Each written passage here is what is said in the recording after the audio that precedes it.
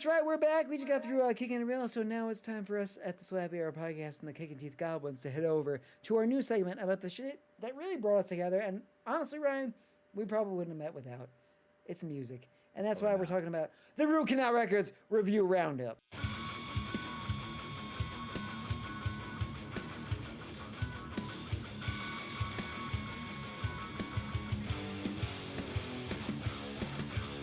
And we're back here at the Root Canal. Brian, every time you're sitting there doing the hammer-ons, it's, But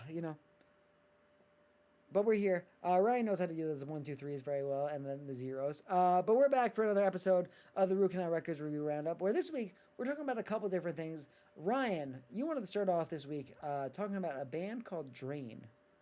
Yeah, I don't know. I've just been sleeping on them for a while, or if I'm like the last one to know. I've heard the name, floating around. I've never given them a listen, but somebody a couple weeks ago told me to listen to Drain. I've heard of them before, so I go to the first song. I think it's called Pressure. Feel the Pressure. Can you listen to it on Spotify? Like, what are the outlets? Yeah, Spotify, yeah. All their stuff is on Spotify, but okay. Feel the Pressure. I said Under Pressure at first. Under Pressure! Sorry, go ahead. Feel the Pressure is like their most popular song. I was like, I'll start there. And holy crap, like, it's so good. It's like you get like that New York hardcore vibe, like beat down hardcore. But so like classic, no, I mean, 80s classic. Sounds like it's recorded through a potato. The drums and bass are heavy mix. Well, that's the thing. It sounds like 90s New York hardcore, but with modern production. So like knocked loose. It's crisp. It's good. I don't know where they're from. I don't know if they're from New York. I don't know if they're from West. They're probably from the West Coast, but they just have that sound. Yeah. But yeah, if you're looking for a new hardcore band, I'm probably the last one to know. But Drain, highly recommend. I listened to the rest of the album after I listened to Feel the Pressure, and it holds up. There's some bangers on there. Yeah. So when you're saying they have like a kind of modern take on, like kind of old school 90s hardcore with like production wise, would you say it's kind of like not only knocked loose, but like more like expiry kind of? Yeah, I mean it's almost more polished sounding from a production standpoint than Expire. Whoa. That's cool. Like Kubicon almost? Yeah, a little bit more like Kubicon. Things sound a little bit tighter. Okay. But like tonally, like the guitar sound, and stylistically, it's very 90s, Madball esque. All you had to say was Madball. That's like like Madball, Incendiary, like kind of like that whole vibe. Yeah, right. Yeah, like that late 80s, 90s, like hardcore. That's cool. So, how many tracks are on the album? Just so like listeners and I know. Let's see. The album that I listened to came out 2020. California Curse is the name. That's cool. I like that. So they're probably from Cali. It's got. Do you feel okay as a person from the East Coast saying Cali? Yeah, you should. I've you been out shouldn't. there a few times. I think I can say it. Okay, go on. It's kind of. I mean, nobody out there is even from there anyway. So. Yeah, it's true. It's all fake. It's all an illusion. It is 10 songs. 10? Oh, okay. Only 22 minutes long. So that there is a full record, if you will. Full-length record. Oh yeah, so we can check it out on Spotify, like Apple Music. Is there? I use Spotify. I'm assuming it's on everything.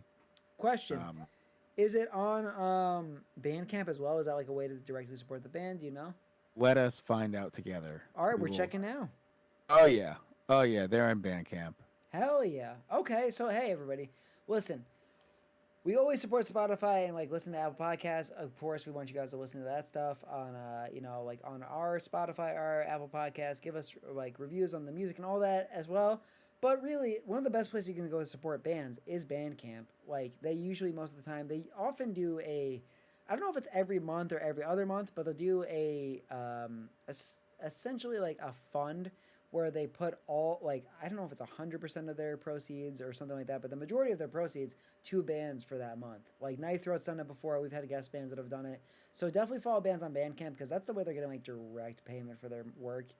It means a lot right now, especially like right now when bands are having a really hard time like just getting out there because it's oversaturated.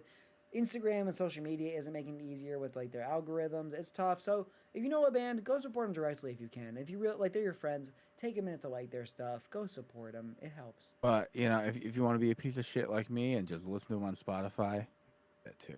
You can listen to anything wherever you want, everybody. That's totally okay. It's just if you have the time and you have the money, like not everybody has the means, but if you do and you want to help out a band directly, usually Bandcamp's the best way to do it. And usually on Bandcamp, bands put their stuff up for lower price, or it's like pick your price.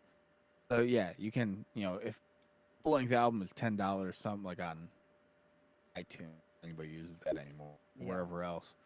On Bandcamp, a lot of the time it's like $5 or $1 or name your price. So go pick it up there. Yeah, and then you own the MP3s too, which is cool. Like it's not just like Spotify and Apple like music and podcasts. You can download this to your phone, but you don't own those. Like you get the actual files. You know. Right. And it helps the band. Like also like Bandcamp's definitely better for merch than like Spotify and Apple Podcast, like and music and shit like that. For sure. Like definitely go check Drain out. And like your friends' bands, if they're posting, I know it's stressful. I know everybody's got a long week, but just take 5 seconds, click the direct link in their stories or wherever you see them, and just give them a follow. Even if you're not buying stuff off their site, it means a lot. And you know, Bandcamp, this is a free ad spot for you, but next time you're gonna have to pay up. So yeah, we own you. But we're still talking about music. We talked about Drain. I'd like to just take a quick minute on the Root Canal Records review roundup to talk about 2 quick things. One, Slipknot is back. We're going to start off with a heavy this week. Slipknot's back with a new album coming out called, I think it's like The End So Far, and I'm very nervous that it's the last Slipknot album. I hope they do one more because it would be so just like perfectly OCD satisfying for them to end on 9 full albums, you know? It seems like it could be the end because they keep putting out like clips of them with like overall all their albums over the year, all their tours. So I feel like that's usually a sign that the band's like probably heading like in the direction of the end and the name of the album. But I'm hoping they do like at least one more like, you know, legacy album to end it all. But so far it's a 3-song EP. The songs are Yen, the song that came out for the show that we for Knotfest. And then what's the last song? Oh, the Dying Song, which is like very much this melodic but extremely heavy song. I think that's kind of like been the vibe for most of it. But you can tell like Slipknot, even though they're like older, like an older band, they kind of like go through the motions every time you see them live. The new album for sure is definitely heading in like a more Iowa-y, like on the heavy side, a melodic kind of side there. So that's cool. Definitely go check it out. It's 3 songs. It's available on Spotify and like everywhere else where music is listened to. Ryan, I think you'll dig it. The Dying Song is very cool though. I would definitely check that out. Yeah, I haven't on it yet. So there's so much music I gotta go listen. It's hard, and that's another thing. If y'all have like suggestions for us to listen to, like, you know, I think that's the thing that's hard for us on the podcast too, like to do all the time, like keep up with everybody's shows and all that, like listen to all the same stuff. So we share this stuff and we like try and catch up like throughout the week, but we also want to like check out what you guys are interested in too as well, and like all the folks at home, no matter like, you know, where you hail from, what you're interested in, your background, how you identify, all that stuff. We're just interested in the shit that like gives you a smile at the end of the day. So if you have a band you want us to check out for the review, submit it on Patreon. Like if you're part of like our patrons, you know, because we'll read you guys first, obviously, but also like Twitter, IG, Twitch, hit us up there. We'll definitely take suggestions because, you know, we love listening to this stuff. But to like close out the Root Canal record and kind of the episode where we are, I try and do a thing where like most of the weeks when I'm bringing up topics, I try and go from like one area of music to another. So we started heavy with Slipknot. Love the new EP. It's a banger. But I want to finish with kind of an unorthodox one. It is music, but it's not typical music that you'd listen to. And I think we all have these moments in life. My wife especially. We've talked about this. This is like kind of like not a foundation and cornerstone of a relationship, but definitely something we vibed about in the beginning. And I think Omar and Ryan and I have also kind of talked about this in general. Soundtracks and scores.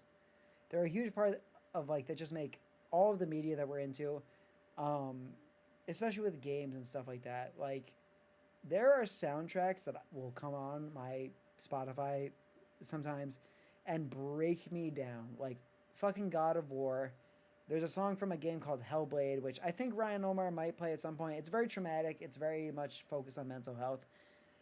Just like an example, I'm not trying to like go too long in the tooth, but I played a game, and I'm a crier. I'm very emotional. We know this from the show and everything we do.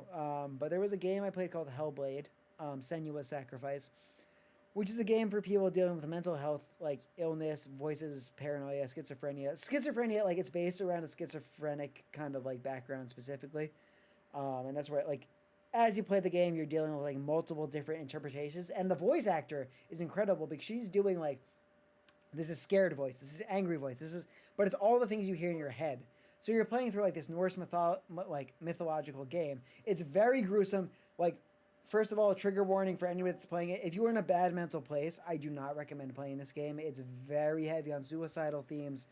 It's very like, and like you can say whatever you want about like triggering or whatever, but it is very shocking and abrasive. So if you're not in the best place, I don't recommend playing it right away. It's very cathartic and good for dealing with issues like that.